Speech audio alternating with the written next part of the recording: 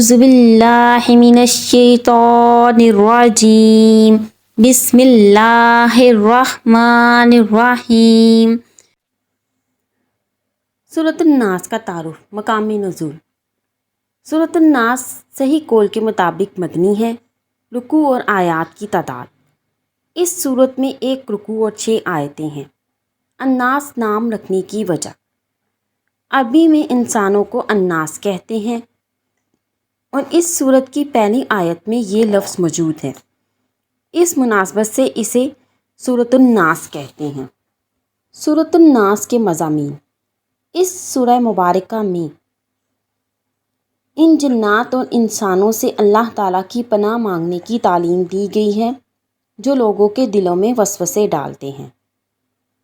سورہ فلق کے ساتھ مناسبت، سورۃ الناس کی اپنے سے ماقبل سورت سورہ فلق کے ساتھ مناسبت یہ ہے کہ سورہ فلق میں ظاہری شر سے اللہ تعالیٰ کی پناہ مانگنے کی تعلیم دی گئی تھی اور اس سورت میں خفیہ شر سے اللہ تعالیٰ کی پناہ مانگنے کی تعلیم دی گئی ہے۔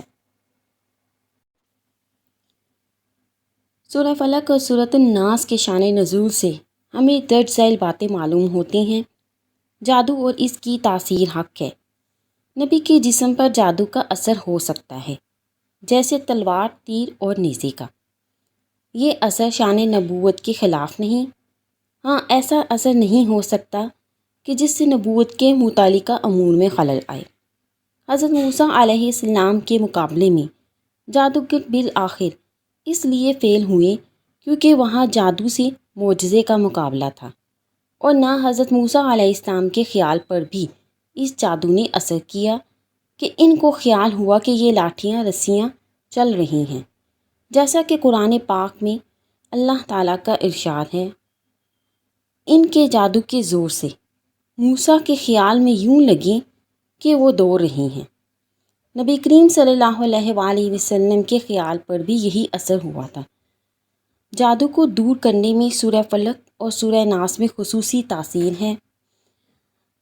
جادو ٹونا اور عملیات اور اثرات اور بیماریوں کو ختم کرنے کے لیے قرآن پاک کی صورتوں اور آیتوں کو استعمال کیا جا سکتا ہے۔ صدق اللہ العظیم۔